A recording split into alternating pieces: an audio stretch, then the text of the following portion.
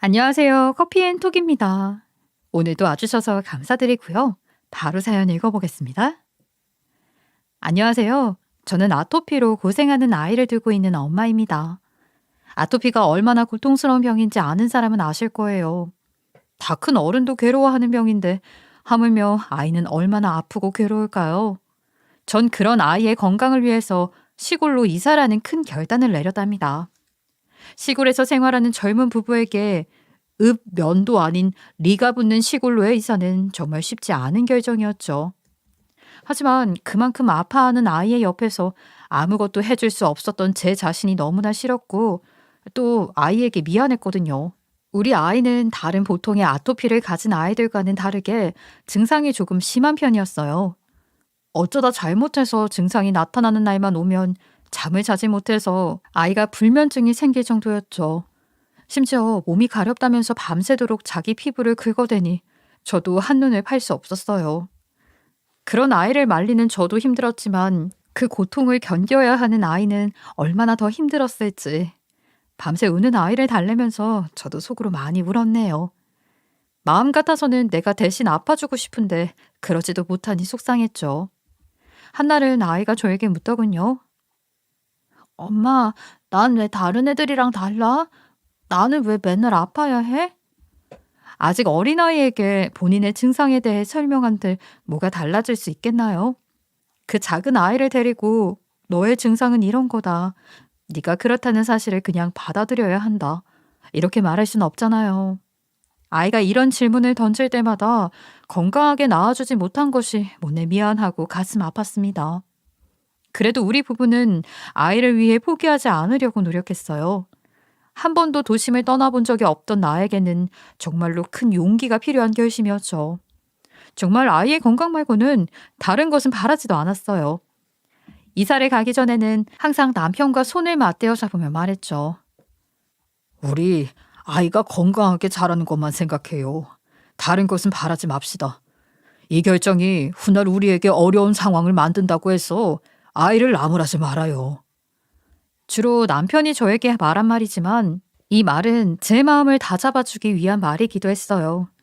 그렇게 우리는 맨 땅에 헤딩하듯 시골 생활을 시작하게 되었어요. 우리 아이, 우리 아들은 다른 애들과는 달리 엄마를 먼저 찾는 아이는 아니었어요. 항상 외출해서 돌아와도 눈을 뜨더라도 제일 먼저 자기 아빠를 찾았거든요. 처음에는 그런 아들에게 섭섭한 마음이 들지 않은 것은 아니었어요.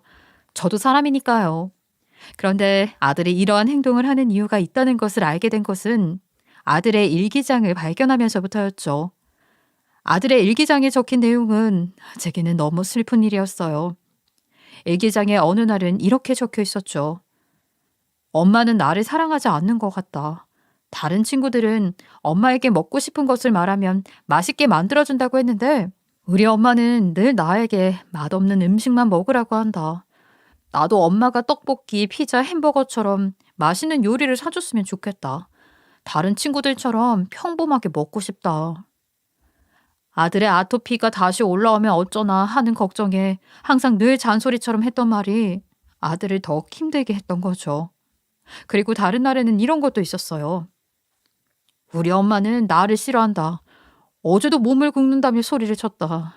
나는 아프고 괴로운데 엄마는 항상 하지 말라며 소리친다. 친구들 엄마는 항상 따뜻하게 안아주던데 우리 엄마는 항상 만나면 씻으라는 잔소리부터 한다. 내가 집에 들어와서 씻지 않는 날이면 더욱 심하게 혼낸다. 엄마는 내가 좋지 않은 걸까? 이제 나도 그런 엄마가 싫어진다. 아들의 일기는 제 마음을 찢어지게 만들었죠. 아이를 했던 행동 하나하나가 아이에게는 이런 식으로 다가갔구나 하고 말이죠. 그렇게 아들의 일기를 읽다 보니 문득 제가 했던 말들이 새록새록 떠오르더군요. 전 항상 아이에게 말했어요. 절대 나가서 간식 사 먹으면 안 돼.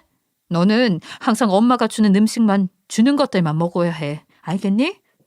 그리고 친구들이랑 이상한 과자 같은 것도 절대 먹지 마. 저번에 그렇게 아파놓고 넌 그게 또 먹고 싶니? 그렇게 아토피가 심해질 수 있는 행동들을 하나하나 제약하며 아들에게 세운 규칙은 아들을 더 힘들게 만들고 있었던 거예요. 이제는 아들의 마음이 힘들다 못해 날아가기 직전이었던 거죠. 이 시기에 우리 부부는 시골로 내려가기로 결심한 거예요. 저는 이 기회에 닫혀있는 우리 가족에게도 변화가 필요하다는 생각을 했거든요. 도시의 매연 가득한 환경이 아닌 시골의 자연에서 지내다 보면 분명 아이에게도 좋은 영향이 있을 거라는 희망을 안고 말이죠. 사실 우리 남편은 시골로 내려가는 일을 굉장히 반가워했어요. 남편의 직업은 재택으로도 가능한 직업이었고, 심지어 프리랜서로 자신이 일하고 싶은 날을 잡아서 일해도 상관이 없었거든요. 게다가 남편은 원래부터 시골에서 자라왔기 때문에 우리가 시골로 내려가는 일이 더 반가웠을지도 모르겠네요. 시골에 내려간 남편은 그 누구보다 들뜬 눈치였거든요. 하루는 아이보다 더 신이 나서 말했어요. 여보, 나 시골에 내려오면 정말 하고 싶은 일이 있었거든. 물론 우리 아들이 아프지 않고 건강히 자랐으면 하는 바람에 내려왔지만 이왕 내려온 거 나도 하고 싶은 일들 좀 해보려고. 당신도 너무 기대되지 않아? 우리 시골 생활. 이 사람이 아들을 위해서 내려온 것인지 자기가 하고 싶은 일을 하려고 내려온 사람인지 분간이 가지 않더군요. 저는 말이에요. 앞에서는 당당하게 내려가자고 이야기했지만 속으로는 무척 걱정하고 있었거든요. 도시 사람들이 완전 시골에 가지 않는 이유가 있잖아요. 도심의 문화 인프라도 물론 그 이유 중 하나이기도 하지만 가장 중요한 것은 바로 높은 기술의 의료를 받을 수 있다는 것이잖아요. 지척의 모든 것을 두고 살다가 이런 구석진 시골로 내려오니 처음 생각했던 일과는 달리 걸리는 것들이 한두 가지가 아니더라고요. 제 걱정은 날이 갈수록 눈덩이처럼 쌓여만 갔죠. 그냥 간단하게 생각해서 아이가 갑자기 아프기라도 하면 시내까지는 1시간이나 걸리는데 어떻게 할지. 갔는데 병원에서 알지 못하는 병명이라면 어떻게 처리할지 막막했으니까요. 내려간 이후로 내내 노심초사했죠. 하지만 이런 제 걱정과는 달리 남편과 아들은 생각보다 적응을 잘하더군요. 역시 시골로 내려온 일이 좋았는지 아들의 아토피 증상도 완화되어 갔고요. 아들은 서울에서 학교를 다닐 때는 늘 어딘가가 기죽어 보였는데 여기 내려와서는 정말 활발해져서 보는 사람이 더 뿌듯함을 느낄 정도였죠. 남편은 또 어떻고요? 원래도 서글서글한 성격을 가진 남편은 사람들과 잘 섞여서 지내는 편이었는데 여기서는 정말 날아다니더군요. 그런 남편 덕분에 저도 덩달아 여기 사람들과 쉽게 친해질 수 있었고요. 그런 두 사람에게 참 고마운 마음이 들었습니다. 서울에서는 매번 안 된다라는 말을 입에 달고 살았던 저와 남편이었는데 시골에 내려와서는 모든 것들이 너그러워졌어요. 이웃 주민들도 다 좋은 사람들이었어요. 혹시라도 있을 텃세에 가슴을 졸이면서 내려왔지만 제 생각 같은 사람들은 없었고 오히려 우리 아들을 정말 귀여워하고 챙겨주려는 사람들이 더 많았죠. 심지어 아들이 밖을 뛰놀고 있으면 서로 우리 똥강아지 하면서 챙겨주기도 했고 제가 잠시 자리를 비우는 날에는 우리 아들을 서로 돌봐주겠다며 말하기도 했거든요. 그런 마을 사람들의 행동에 더 내려오길 잘했다라는 생각이 들었어요. 우리가 시골에 내려와서 지낸 지 1년이 넘었을 무렵이었어요. 시골에서는 모든 일을 집에서 스스로 해야만 했는데 여자가 혼자서 하기 힘든 일이 무척이나 많았어요. 하지만 일하는 남편에게 해달라고 말하기도 그래서 어떻게든 혼자 해보겠다고 낑낑거렸던 적도 많았어요. 그런데 그런 저를 보던 남편은 이렇게 말하더군요. 여보, 당신이 모든 일을 할 필요는 없어. 우리가 이렇게 내려온 일이 당신의 단독으로 결정된 일도 아니고 도시에서만 살던 당신이 어떻게 혼자서 시골 생활에 뚝딱 적응할 수 있겠어? 그러니까 본인에게 너무 힘들다, 이건 어렵겠다 하는 일은 나한테 기대요. 우리 부부인데 그 정도는 당연한 것 아니겠어? 남편은 제 고집에 끙끙거리며 일하던 저를 다독여주곤 했죠. 그리고 서울에 있을 때보다 훨씬 의지가 되는 사람으로 변해 있었어요. 마치 두 번째 신혼을 겪는 느낌이었어요. 우리 남편은요, 생각보다 손재주가 있던 사람이더군요. 집에서는 일하고 나면 움직이는 것을 싫어해서 몰랐는데 막상 이렇게 시골에 내려와서 뭐든지 본인의 손으로 해야 하는 일들이 많다 보니 알게 되었죠. 어느 정도냐 하면요, 시골에 와서 키우기 시작한 강아지 집을 본인의 손으로 뚝딱 만들어서 오질 않나. 가족이 앉아서 쉴 수 있는 곳을 만든다더니 평상을 하나 만들어 오질 않나. 집에 있는 웬만한 가구나 도구는 남편의 손에서 탄생했을 정도였거든요. 얼마나 신통방통한지 어느새 마을 사람들은 남편을 뚝딱이 아빠라는 별명으로 부르고 있더라고요. 전 옆에서 그런 남편을 보는 게 어찌나 뿌듯했는지 모릅니다. 남편이 이렇게 만들어주는데도 아들이 유독 떼를 쓰는 것이 있었어요. 바로 아들의 장난감이었는데 아들은 TV나 컴퓨터에서 어떻게 찾았는지 로봇 같은 것을 보면서 사달라고 생떼를 부리곤 했죠. 전 아들에게 장난감을 사주려고 했어요. 이렇게 시골로 내려온 것은 아들을 위해서라지만 아들이 가지고 싶은 장난감 하나 못 사주겠나 싶었거든요. 그래서 하루는 인터넷으로 아들의 장난감을 사기 위해서 이리저리 둘러보고 있었어요. 그런데 주문하려는 저를 보더니 남편은 말리는 거예요. 지금 여기서 애 건강 지켜보겠다고 이렇게 내려온 건데 도시에 있던 것들을 사주겠다고? 당신이 이렇게 쉽게 아이 장난감을 사주고 시내에 나가고 싶다고 하면 얼른 데리고 나가고 하면 아이가 더 도시로 돌아가고 싶지 않을까? 예전에 자기 친구들과 놀던 때를 생각하면서 말이야. 그리고 아이에게 이렇게 완제품을 사주는 건 아이를 오히려 망치는 길이 될지도 몰라.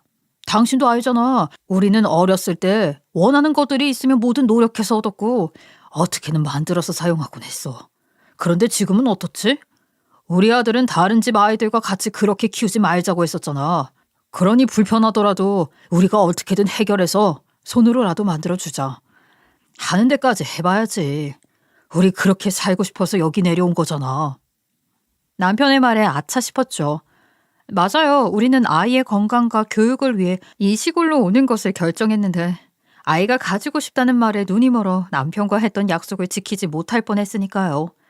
쉽게 얻을 수 있는 것은 아들에게도 보람, 노력, 해결 방안 등 알려줄 수 있는 길을 막는 것이니까요. 저는 아들이 떼쓰며 가지고 싶다는 말에 마음은 아팠지만 참고 남편과 노력하기로 했죠. 그렇게 아들은 몇 날 며칠을 울면서 떼를 썼어요. 이러다 큰일이 나지는 않겠지라는 생각이 들 정도였죠. 하지만 어느 날부턴가 아들은 울지 않고 남편과 함께 속닥거리고 있는 거예요. 그리고 어디선가 실로 연결된 목각 인형 같은 것을 만들더니 그걸 가지고 놀고 있더군요. 전 그런 아이가 대견스러웠습니다. 그리고 아들과 같이 성장하는 사람은 또 있었어요. 바로 남편이었죠. 남편은 점점 까다로워지는 아들의 요구사항을 들어주기 위해서 계속 솜씨가 늘어가더니 이제는 아이의 보물지기를 만들어주겠다며 집 앞에 아이의 텐트까지 짓기 시작하더군요. 이때는 정말 저 혼자서 둘 사이에 끼지도 못하고 얼마나 섭섭했는지 몰라요.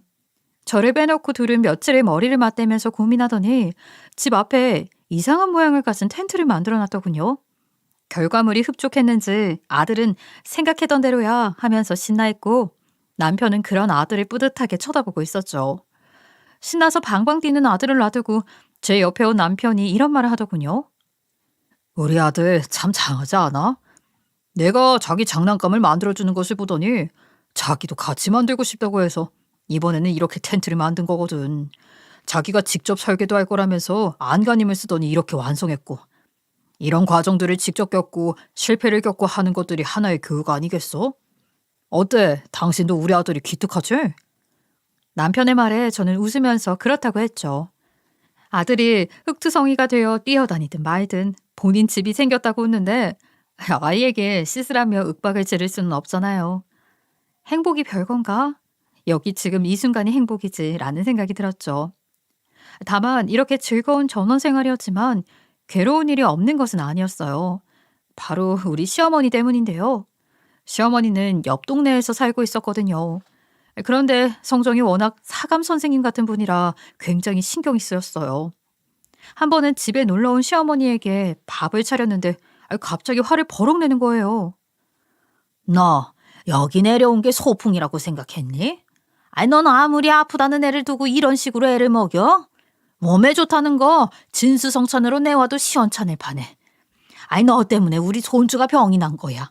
이렇게 애를 신경 쓰지도 않으니? 너 같은 게 무슨 엄마야. 세간에선 너같이 행동하는 사람을 계모라고 부른다. 애도 너 싫어하는 거 알고 있지? 엄마가 얼마나 미덥지 못했으면 맨날 제 아빠만 찾겠어. 애들은 엄마를 먼저 배우는 게 정상인데 이렇게 네가 내온 밥을 보니 애가 왜 그렇게 행동하는지 알겠다. 제가 차린 밥은 그렇게 간단하지는 않았어요. 물론 반찬 3개에 밥, 국이면 간단하다고 생각하는 사람도 있겠죠. 하지만 전부 영양을 다져서 하루하루 식단을 만들고 아이에게 차려주는 것이거든요. 그런 식단인데 싫은 소리를 하니 정말 듣기가 싫었어요. 특히나 올 때마다 이렇게 잔소리를 하니까요. 그런 시어머니가 있는 시골이었지만 항상 싫은 일만 있는 것은 아니었어요. 우리 부부가 여유를 즐기기 위해서 외출하는 날이면 너무나 즐거웠거든요. 집에서 얌전히 자고 있을 아이에게는 미안했지만요. 우리 부부가 오붓한 시간을 보내기 위해서는 아이가 잠든 시간밖에 없었으니 어쩔 수 없죠 뭐. 그날도 남편과 밤늦게 영화를 보기로 한 날이었어요. 즐겁게 둘만의 시간을 보내고 있었어요. 특히 이날은 시어머니가 친척집에 간다고 해서 저도 오랜만에 완전한 자유를 찾은 날이었거든요. 그래서 평소보다 더 신났던 것 같아요. 그렇게 놀다가 들어온 우리 부부는 서로 피곤했는지 골아 떨어졌죠. 그러던 새벽녘이었어요. 잠결에 깨어났는데 이상한 연기가 눈앞에 보이는 거예요. 처음에는 비몽사몽 잠에서 완전히 깨지 않은 상태였기에 몰랐는데 연기가 점점 늘어가는 게 보이는 거죠. 너무 놀라 허둥지둥 일어나려고 하니 남편은 그새 파악이 끝났는지 저를 이불로 돌돌 마는 거예요. 그러고는 저를 창밖으로 굴러서 떨어뜨렸죠. 전 떨어진 충격에 잠시 정신을 잃었고 멀어지는 정신 끝에서 남편의 목소리를 들었어요. 여보, 시간이 없어. 빨리 도망가야 해. 얼른 피해야 해. 다급하게 피해야 한다던 남편. 정신을 잠시 잃었던 저는 빠르게 제정신을 차리려고 노력했고 제정신이 들었을 때는 이미 집의 절반이 불타고 있던 상황이었어요. 그때 생각난 것은 텐트에서 놀고 있던 아들이었죠. 급한 마음에 아들을 찾으러 헐레벌떡 뛰어갔고 아들은 다행히 아무것도 모른 채로 새근새근 자고 있더군요. 다행이라는 마음과 함께 아들을 둘러엎고 그대로 집을 빠져나왔어요. 그렇게 콜록대면서 나와보니 아니 있어야 할 사람이 옆에 없는 거예요. 저를 살리겠다고 밖으로 던졌던 남편이 아직까지 집에서 탈출하지 못했던 겁니다.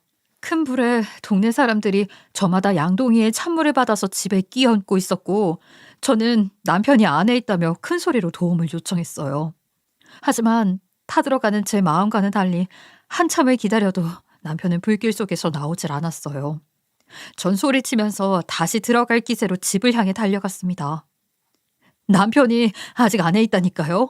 빨리 남편 구하러 가야 해요. 그러나 사람들은 그런 저를 붙잡으며 말렸어요. 어휴, 지금 들어가면 부인도 못 나와요. 저 불길 속을 들어가서 당신이 뭘 어쩌겠다는 거야. 이대로 여기 있는 당신 아들은 혼자 살게 만들 거야? 우리도 노력하고 있으니 조금 기다려봐요. 불 보자마자 주민이 신고를 넣었다고 했으니 소방차도 금방 올 거예요. 부인이 정신 차려야지.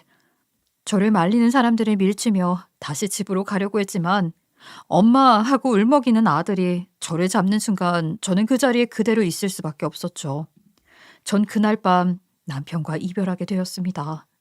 불렀다는 소방차는 생각보다 거리가 있었는지 빨리 오지 못했고 저는 활활 타오르는 불길이 내 남편을 집어삼키는 것을 그대로 보고만 있어야 했죠.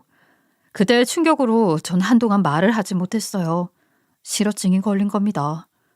이건 꿈일 거야, 이건 현실이 아닐 거야 라고 속으로만 말하며 넋을 놓았어요. 그날의 화재는 내 몸과 정신을 모두 태우고 말았던 거예요.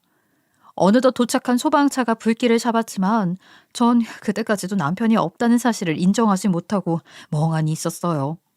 하지만 그런 나를 괴롭혔던 것은 남편의 상실만이 아니었어요. 다음날 친척집에서 돌아온 어머니는 화재 소식을 들었는지 집으로 들이닥쳤고 남편이 죽었다는 말에 제 멱살을 잡으며 제게 원망을 쏟아냈죠. 네가 너 같은 것이 우리 집에 들어와서 이 난리가 난 거 아니냐. 내 아들 어떻게 할 거야. 살려내라고 내 아들. 너 같은 년이 살아있을 게 아니라 내 아들이 살아있어야지. 왜 너 같은 건 살아있고 내 아들이 여기 없냔 말이야. 내 아들 대신 네가 갔어야지. 네 한 목숨 내 아들을 위해서 썼어야지. 남편을 잃은 고통은 저만 겪는 것이 아니었는데 시어머니는 나에게 남편을 대신해서 내가 죽었어야 한다며 잡은 멱을 흔들며 말했어요. 어머니가 아들을 잃었듯이 나는 내 남편을, 내 아이의 아빠를 잃었는데 힘들어하는 저는 안중에도 없고 불길에 남편을 두고 온 저를 탓하기만 하는 시어머니에 더 힘들었어요. 저도 제정신으로 있기 힘들었는데 말이죠. 너 죽으려면 같이 죽어야지. 너도 같이 갔어야지. 왜 너만 살아가지고 이렇게 버젓이 돌아다니고 있는 거야? 왜 너만 이렇게 살아서 숨 쉬고 있는 거냔 말이야. 내 아들, 내 아들. 저를 때리며 말하는 시어머니의 태도에 아무 말도 할 수 없었어요. 불길이 내 남편을 데려갔을 때 이미 제 고통은 이로 말할 수 없었거든요. 텅 빈 눈동자로 다 타버린 집만 보고 있는 저를 더 밉다는 듯이 때리는 시어머니를 말려준 것은 동네 사람들이었죠. 그런 제 모습을 보던 아들도 무슨 일이 일어났는지도 모르면서 제게 달려와 울기 시작했고요. 그날의 일은 기억에서 지우려고 해도 지울 수 없이 각인되어 버렸어요. 그렇게 타버린 집을 보면서 상실의 아픔을 달래기도 전에 현실적인 문제들이 다가왔어요. 다행히 화재 보상은 들어놓았기에 재산적인 피해 보상은 어느 정도 받을 수 있었지만 남편도 없이 여자의 힘으로 혼자서 아이를 키우는 것이 쉽지 않다는 것을 잘 알고 있었으니까요. 힘들지만 이러저기 위해서 무척이나 노력했죠.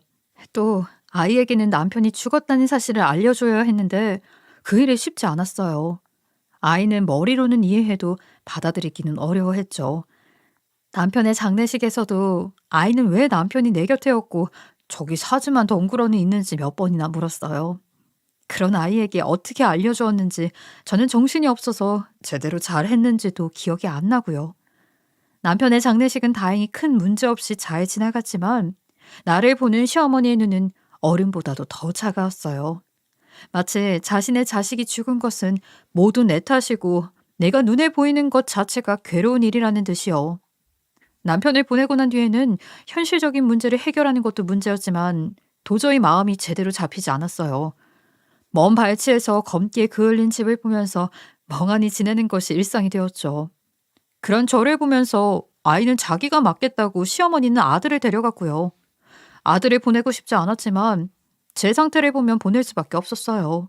아들을 고생시킬 수는 없으니까요. 그렇게 집을 보면서 지내는데 매일이 후회의 반복이었어요. 생의 모든 후회를 지금 다 겪고 있는 느낌이 들었죠. 마치 아직도 저 검게 그을린 집에서 밝은 표정으로 나오는 남편이 보이는 듯해서 그 자리를 떠날 수가 없었어요. 남편을 보내고 왔지만 내 마음속에 남편과는 제대로 이별 인사도 못했다는 생각이 가득했으니까요. 그렇게 얼마 뒤 저는 용기를 내서 진실을 마주하기로 했어요. 제 마음에 있는 이별을 말이죠. 그래서 잿더미가 된 우리 집 앞에 찾아갔어요. 불길이 우리 가족이 정리할 것도 남아있지 않게 한 바로 그 장소를 말이죠. 정말 하나도 남김없이 모두 불태워버렸더군요. 그래도 혹시나 남편의 물건이 남편의 유품이 하나라도 남아있지는 않을까 싶어 집 안으로 들어가서 뒤적거렸습니다. 아내는 이미 화재의 원인을 조사하기 위한 사람들이 다녀갔던 터라 여기저기가 들쑤셔져 있었지만 하나라도 건지고 싶다는 마음에 간절히 찾았죠. 그렇게 집안 곳곳을 찾던 저는 어딘가에 홀린 것처럼 집 마당으로 걸어 나갔어요.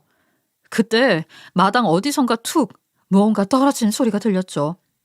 저는 혹시나 남편이 아닐까 싶어서 얼른 소리가 난 곳으로 뛰어갔어요. 하지만 보인 것은 남편이 만든 아들의 장난감이었어요. 아들과 전쟁놀이를 하면서 만들었던 그 무전기는 바로 남편의 작품 중 하나였어요. 어떻게 그 불길에서도 살아남았는지 모르겠지만 애써 찾던 남편의 물건이니 주워서 쟤를 툭툭 털 때였어요. 여보, 창고로 가야 해. 이거 들으면 무조건 창고로 가서 봐봐. 그 안에 내가 준비한 게 있어. 난 괜찮아. 난 괜찮으니까 당신도 내가 없다고 울지 말고. 내가 당신 웃는 얼굴을 제일 좋아하는 거 알지? 내가 없어도 우리 아들이랑 둘이서 잘 살아야 해. 당신은 혼자가 아니잖아. 애 엄마니까 씩씩하게 더 울지 말고 잘 살아. 부탁할게. 그리고 미안. 이렇게 먼저 가게 돼서. 사랑해.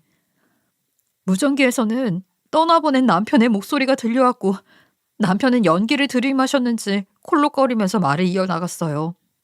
남편은 자신의 작품을 통해서 유언을 남긴 거였어요. 불길에 자신은 틀렸다고 생각했는지 아니면 자신의 죽음을 예상했는지 자신이 없어도 밝게 살아야 한다면서 자신이 준비한 것이 있다고 말하는 남편의 말은 언제나처럼 밝은 목소리였죠. 순간 눈에서 눈물이 흘렀어요. 전 제가 울고 있는지도 몰랐었죠. 그 자리에서 못이 박힌 듯이 펑펑 울었어요. 그리고 남편의 목소리를 계속해서 반복해 들었죠. 남편은 살아생전에 아들에게 무전기를 만들어주면서 제게 말했어요. 여보, 무전기는 원래 한쪽으로만 말을 전하는 거 아니야? 그런데 왜 이런 기능을 넣은 거야? 당신 하나만 알고 둘은 모르는구나. 남자애들은 말이야, 이런 것에 로망이 있는 법이야. 숨겨진 기능 같은 거 찾으면서 얼마나 재미있고 즐거워하는데 말이야. 당신이 이러니까 맨날 아들이랑 놀지도 못하고 맨날 싸우기만 하지. 이렇게 녹음 기능이 있으면 나중에 자기 비밀을 막 녹음해서 들려주기도 하고 그런다니까. 그런 게 또 얼마나 귀여운데. 나중에 여기다가 자기 비밀 이야기 녹음하면 내가 당신한테도 특별히 들려줄 테니까. 물론 우리 아들한테는 비밀이야. 알겠지? 그렇습니다. 남편은 남자끼리의 로망이라며 무전기에 녹음 기능을 넣었고 아들은 그런 무전기를 그냥 단순히 무전기로만 사용하고 있었거든요. 그런데 막상 비밀 이야기를 녹음한 사람은 이미 세상에 없는 내 남편이었던 거죠. 그래도 약속은 지켰네요. 비밀 이야기를 들려주기는 했으니까요. 정말 죽는 순간까지도 가정을 걱정한 남편이었어요. 자기가 죽어가는 마당에도 가족 걱정만 저렇게 남기고 왔으니까요. 전 그런 남편의 심정을 알 것만 같아서 한참을 그 자리에서 울었던 것 같아요. 그렇게 한참을 녹음된 남편의 목소리를 듣다가 창고로 가라는 남편의 말이 갑작스럽게 귀에 들려왔습니다. 그리고 정신을 차리고 남편이 말하던 창고로 뛰어갔죠. 남편의 작업실 창고는 집과는 조금 떨어진 곳에 있었어요. 그래서 이번 화재에서도 불이 번지지 않아 멀쩡하게 남아 있었죠. 남편도 그럴 것이라고 생각해서 제게 창고에 가보라고 했던 것 같아요. 두근거리는 마음을 가다듬고 도착한 창고의 문을 열어서 안을 보았죠. 거기에는 남편이 만들다가만 장난감에서부터 다 완성되어 여기저기 전시된 작품까지 다양한 것들이 있었어요. 그 작품들을 둘러보던 와중 남편이 했던 말이 떠올랐죠. 당신, 내가 왜 이렇게 아들 장난감에 집착하는 줄 알아? 내가 이런 직업을 가진 게 아닌데도 말이야. 내가 이 장난감을 왜 이렇게 집착을 하느냐면 언젠가 우리 아들처럼 화학물질을 접할 수 없는 아이들에게 도움이 되고 싶어서 그래. 우리 아들도 예전에 가지고 놀던 것들 말고 지금 내가 만든 친환경 장난감을 가지고 놀고 나서는 좀 괜찮아졌잖아. 그래서 이걸 어떻게든 제품으로 만들면 우리 아들과 같은 어려움을 겪는 친구들도 재밌게 놀 수 있을 것 같아서 겸사겸사 비슷하게 만들어지는 장난감이 많아지면 더 좋고. 남편은 욕심이 없던 사람이었어요. 자신이 개발해서 제품을 내더라도 누구나 이걸 사용할 수 있게 만들고 싶다고 항상 말했거든요. 그런 남편의 작업대에는 종이 뭉치가 올려져 있더군요. 이게 뭔가 싶어서 본 저는 놀라고 말았어요. 첫 번째 장에 있는 것은 남편이 과거에 말했던 친환경 장난감의 특허권이었거든요. 그리고 그 아래에는 특허권과 함께 제품 출시에 대한 계약서가 한 장 있었고요. 저는 놀라서 그 뒤에 문서들도 쭉 살펴보았는데 모두 친환경 장난감을 만들면서 겪었던 시행착오와 문제의 해결 방법에 대한 방안들이 적혀져 있었어요. 그렇게 만들어진 장난감의 샘플은 종이 옆에 있던 장난감인 것 같았고요. 아이들이 가지고 노는 것이니 험하게 다루어도 비와 눈을 맞아도 쉽게 망가지지도 않도록 설계되어 있었죠. 이 장난감을 가지고 논 대상은 바로 우리 아들이었고, 아들은 자신도 모른 채 아버지의 꿈이었던 친환경 장난감 개발에 큰 도움을 준 것이었고요. 창고에서 남편이 준비해둔 것들에 놀랐지만 일단 남편의 유품이라는 생각에 이것들을 잘 챙겨두고 밖으로 나왔어요. 제가 그것들을 발견한 지 얼마 지나지 않아서 한 업체에서 저를 찾아왔죠. 바로 남편의 제품을 출시하기로 했던 계약서에 적힌 업체였어요. 업체는 남편의 죽음에 대한 소식을 들었는지 저에게 의미 있는 제안을 하나 제시하더군요. 바로 남편의 장난감에는 남편의 이름을 본따 만든 로고를 새기자는 것이었죠. 안녕하세요. 저희는 남편분과 계약한 업체에서 찾아왔습니다. 남편분의 소식은 얼마 전에 건너 들었습니다. 고인이 가시는 길 평안하시길 바랍니다. 그래서 말인데 저희가 부인에게 계약에 대해서 하나 제안을 드리고자 합니다. 남편분의 제품에 고유 로고를 새기는 것이 어떨까요? 아들을 위한 사랑으로 장난감을 만든 아빠. 아드님이 나중에 안다면 정말 자랑스럽게 생각하지 않을까요? 자신의 아버지는 자신을 사랑하는 마음으로 이 제품을 만들었다는 것이니까요. 지금은 아직 어리다고 들었지만 이내 이 제품의 의미를 깨닫게 되겠죠. 물론 저희는 제품을 전 세계로 출시할 계획까지 하고 있습니다. 이에 대한 계약금과 수익금은 부인에게 드릴 거고요. 원래는 업체 로고를 사용하는데 이번에는 특별히 남편의 이름까지 딴 로고를 넣어서 출시하자는 업체의 말에 정말 감사했어요. 업체의 사장님은 이 제품이 나중에 저희 아들에게도 좋은 의미가 될 수 있게끔 하는 게 좋지 않겠냐고 말하는데 저는 많은 배려에 어떻게 답해야 할지 몰랐어요. 그래서 말했어요. 사장님의 의견은 잘 들었습니다. 좋습니다. 사장님이 말한 대로 제품 출시를 진행해 주세요. 우리 그이도 하늘에서 만족하면서 웃을 겁니다. 이 계약은 본인의 꿈의 첫 발걸음이나 다름없으니까요. 지금은 옆에 없지만 아들도 점점 커가면서 자신의 아버지가 어떤 마음으로 이 제품을 만들게 되었는지 알게 되겠죠. 이렇게 출시하게 된 제품은 생각보다 오랜 시간이 걸렸어요. 설계도는 있었지만 해당 프로젝트를 진행할 당사자가 자리에 있지 않았으니까요. 업체에서는 남편의 제품을 만들 전문가와 함께 제작을 진행했고 몇 년이 흘러 남편의 제품은 세상에 첫 발을 내디뎠죠.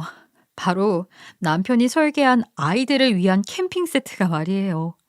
남편의 설계도를 살펴본 전문가는 이렇게 말했어요. 부인의 남편이 이 제품을 만들면서 어떤 생각을 했는지 설계도에 다 녹아있다는 사실을 아시나요?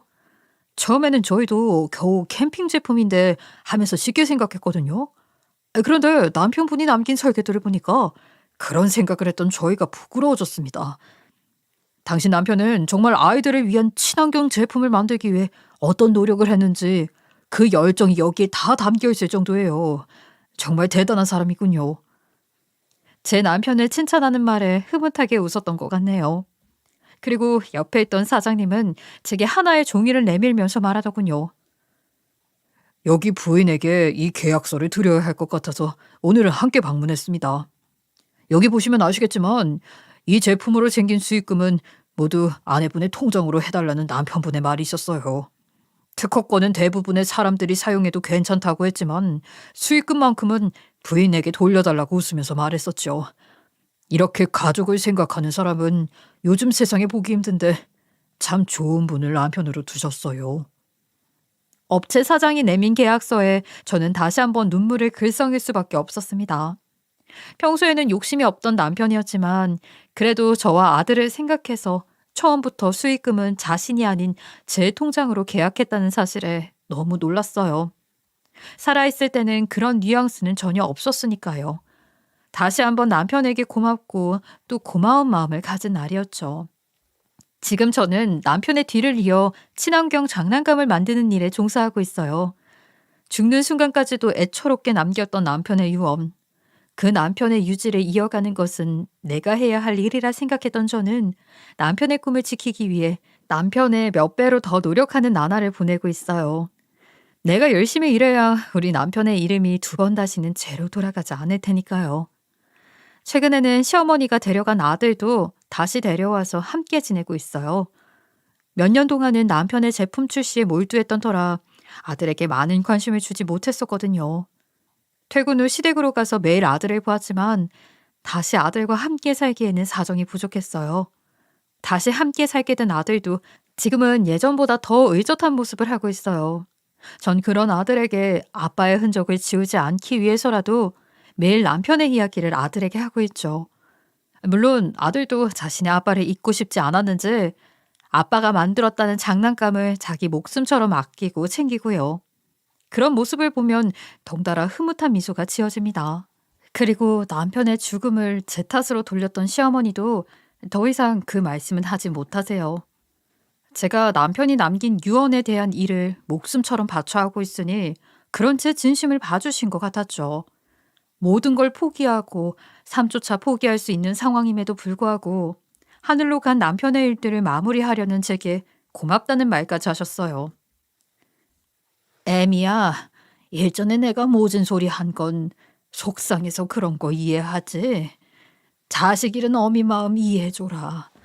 나도 그땐 제정신이 아니었고 눈이 돌아갔어.